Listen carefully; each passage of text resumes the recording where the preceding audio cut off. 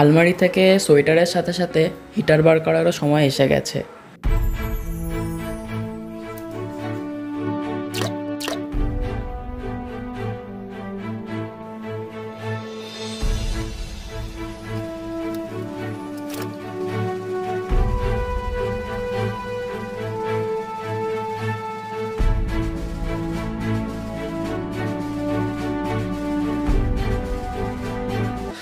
Heater বলতেই প্রথমে আমাদের কাছে যেটা অপশান আছে সেটা হচ্ছে আরএস, মানে কম বাজেটে আরএসই এখানে সবথেকে বেশি পাওয়া যায়, আরএসের হিটার। আর যারা একটু ভালো হিটার খোঁজে তাদের কাছে আছে ইএমটাই সাধারণত বেশিরভাগ লোকে ইউজ করে।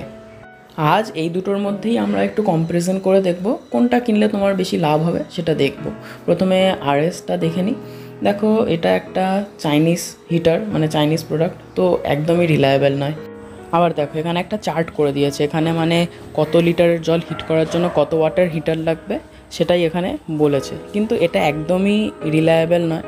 আমার এই 19 বছরের অ্যাকুয়ারিয়াম হবিতে আমি এই বছর দুয়েক হলো ইএম ইউজ করছি, তার আগে থেকে আমি আরএসই ইউজ করি। তো আরএস আমাকে অনেক ভুগিয়েছে। এই যে টেম্পারেচারের চার্ট দেখছো, এটা একদমই রিলায়েবল নয়। আমি এও দেখেছি কি, মানে 28 ডিগ্রি টেম্পারেচার সেট করে দিয়ে অ্যাকুয়ারিয়ামের জলের টেম্পারেচার 38 হয়ে যাচ্ছে, আবার সেই হিটারেই 24 ডিগ্রি টেম্পারেচার সেট করে দিয়ে জলের টেম্পারেচার 38ই থাকছে। তো আরএস আমি এখন বাদ দিয়েছি, আর ইউজ করি না আরএস। আর তুমি যদি রিলায়েবল হিটার খোঁজো তাহলে হচ্ছে ইএম। এটা কিন্তু খুবই প্রিসাইজ টেম্পারেচার মেনটেন করে, প্রিসাইজলি মেনটেন করে তোমার অ্যাকুয়ারিয়ামের টেম্পারেচার। দেখো, এখানে কিন্তু ওরা একটা ওয়াটার রেঞ্জ দিয়ে দিয়েছে, মানে 600 to 1000 লিটার। এবার তুমি এটা দিয়ে 1000 লিটারের অবধি অ্যাকুয়ারিয়ামের জল হিট করতে পারবে, কিন্তু 600-এর জায়গায় তুমি 60 লিটারের জলও এটা দিয়ে হিট করতে পারবে। এটা জার্মান মেড একটা মানে প্রোডাক্ট, এবং এটা কিন্তু খুব ভালো, মানে রিলায়েবল একটা প্রোডাক্ট।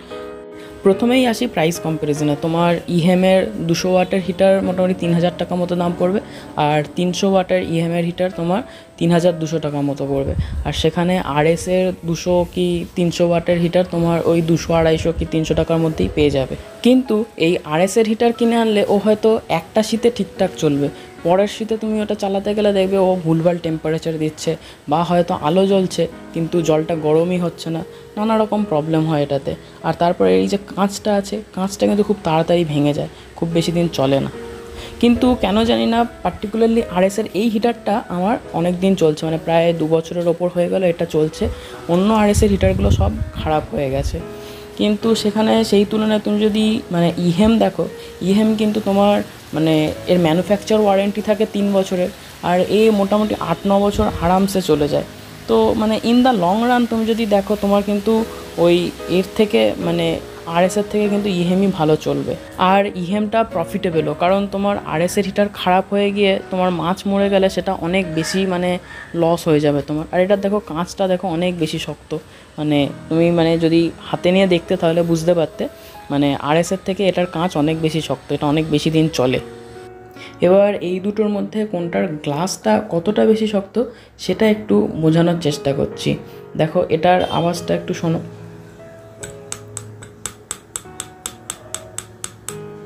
আর এটার আওয়াজটা শোনো। দেখো, আওয়াজ শুনেই কিন্তু বোঝা যাচ্ছে কি ইএমের কাঁচটা অনেক বেশি মোটা, আর তোমার আরএসের কাঁচটা অনেকটাই বেশি পাতলা।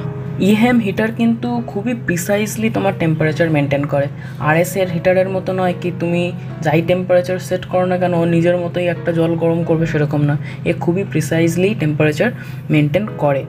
তবে এটারও একটা ব্যাপার আছে, মানে তুমি প্রথমবার যখন এই ইএমের হিটার অ্যাকুয়ারিয়ামে ইনস্টল করছো, তোমার কিন্তু এটাকে একটু ক্যালিব্রেট করতে হয়। তুমি মানে ইউটিউবে অনেক ভিডিও পেয়ে যাবে কীভাবে ক্যালিব্রেট করতে হয় সেটার ওপর, কিন্তু আমার জিনিসটা বড্ড কমপ্লেক্স লাগে।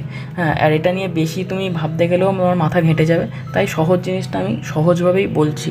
ধরো, তুমি এই মানে 300 ওয়াটারের হিটারটাতে 30 ডিগ্রি টেম্পারেচার সেট করে একটা 400 লিটারের অ্যাকুয়ারিয়ামে দিলে, আর সেম হিটারটাতে সেম টেম্পারেচার সেট করে একটা 40 লিটারের অ্যাকুয়ারিয়ামে দিলে, তাহলে অবশ্যই এ কিন্তু 40 লিটারের অ্যাকুয়ারিয়ামের জলটাকে বেশি গরম করবে। এবার ধরো এই হিটারটা তোমার ওই 40 লিটারের অ্যাকুয়ারিয়ামটার জলটাকে 34 ডিগ্রি অবধি হিট করে দিচ্ছে, মানে 4 ডিগ্রি বেশি হিট করছে। তাহলে তুমি কি করবে? তাহলে তুমি এই হিটারের টেম্পারেচারটা 4 ডিগ্রি কমে সেট করে দাও, মানে 26-এ সেট করে দাও। 26 ডিগ্রি সেট করে দিলে ও কিন্তু তোমার ওই 40 লিটারের অ্যাকুয়ারিয়ামের জলটাকেই 30 ডিগ্রি অবধি হিট করবে, আর ওটাতেই কিন্তু টেম্পারেচার মেনটেন করবে। এবার এই হিটারটা আমার এই পিছনের 470 লিটারের প্লান্টের ট্যাঙ্কটারই হিটার। এখানে এক্ষুনি দেখলে কি 26 ডিগ্রি টেম্পারেচার সেট করা আছে, এবং এটাতে কিন্তু ও এই অ্যাকুয়ারিয়ামের জলটাকে 28 ডিগ্রি অবধি মেনটেন করে। এখন আমার অ্যাকুয়ারিয়ামের চিলারটা চলছে, হিটার দেওয়া নেই, আর চিলার আমার জলের টেম্পারেচার 28 ডিগ্রিতে মেনটেন করছে, দেখতে পাচ্ছ। কারণ এখন সবে সবে মানে শীত মানে পড়েনি এখনও, সেভাবে পড়ছে শুরুর দিকে, আর হয়তো 1-2 সপ্তাহ পর আমাকে এই হিটারটা দিতে হবে। এখন এখানকার যা টেম্পারেচার তাতে চিলারও বেশিক্ষণ চলে না, আর হিটার দেওয়ারও প্রয়োজন পড়ছে না, আর কিছুদিন পরেই দিতে হবে।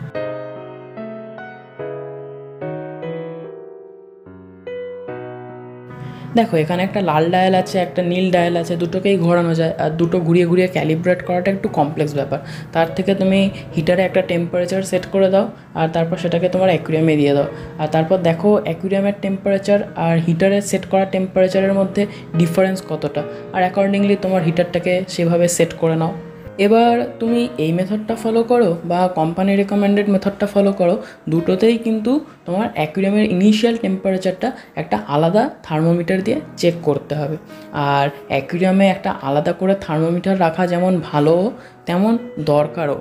এবার আমার এই হিটারটাতে 26 ডিগ্রি টেম্পারেচার সেট করা থাকলে আমার এই 470 লিটারের অ্যাকুয়ারিয়ামের টেম্পারেচার কিন্তু 28 ডিগ্রিতে মেনটেন হয়।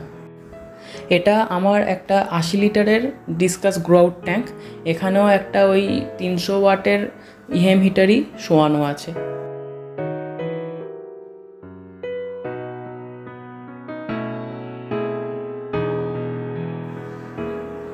এবার দেখো এখানে কিন্তু জলের টেম্পারেচার মেনটেন হচ্ছে 30-এ, আর তোমাকে আমি হিটারের টেম্পারেচার সেট করা টেম্পারেচারটাও দেখিয়ে দিচ্ছি, দাঁড়াও। দেখো এটাও 300 ওয়াটের হিটার, আর দেখো এখানে টেম্পারেচার সেট করা আছে হচ্ছে 25-এ সেট করে আমার অ্যাকুয়ারিয়ামের টেম্পারেচার মেনটেন হচ্ছে 30। তো দেখো আমি 300 ওয়াটের হিটার দিয়ে কিন্তু 80 লিটারের জলের মানে ট্যাঙ্কও হিট করছি, আর সেখানেও কিন্তু জলের টেম্পারেচার ঠিকঠাকই মেনটেন হয়।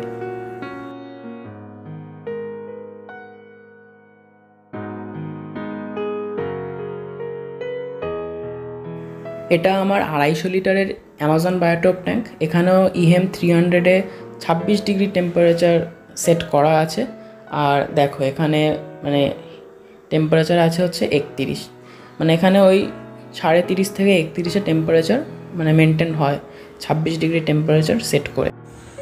এবার তোমরা যদি আমার মতো অ্যাকুয়ারিয়ামের ওয়াটার চেঞ্জ করার সময় হিটার অফ করতে ভুলে যাও, তাহলে কিন্তু এই ইহেমের হিটারটা তোমাদের খুব কাজে আসবে।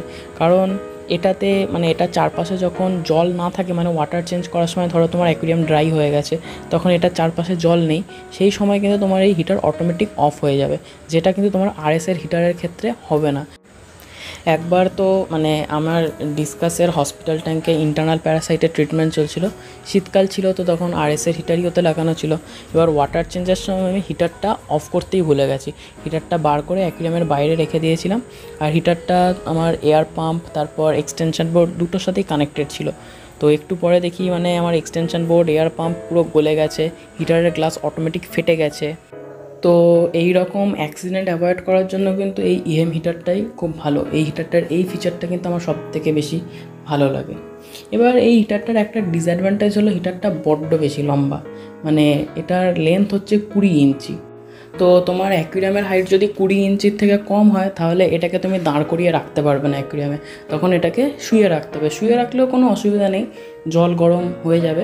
আর হ্যাঁ, তোমার হিটারের চারদিকে যেন ওয়াটার ফ্লোটা ভালো থাকে, তাহলে তোমার অ্যাকুয়ারিয়ামটা সমানভাবে সব দিকটা ভালোভাবে গরম হবে, কোনো দিকে কম গরম কোনো দিকে বেশি গরম এরকম হবে না।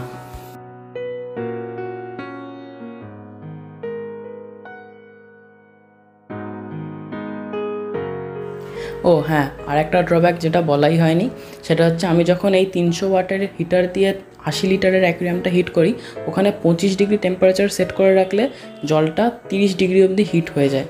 তো ওখানে যদি আমি 18 ডিগ্রি টেম্পারেচার সেট করে রাখি, মানে যেটা এই হিটারে মিনিমাম টেম্পারেচার সেট করা যায়, তাহলে জলের টেম্পারেচারটা 23 হবে। আর আমি জলটাকে কোনো দিনই 18-তে হিট করতে পারবো না। তবে কলকাতা এরিয়াতে জলের টেম্পারেচার 18 করতে গেলে হিটার নয়, চিলার লাগবে।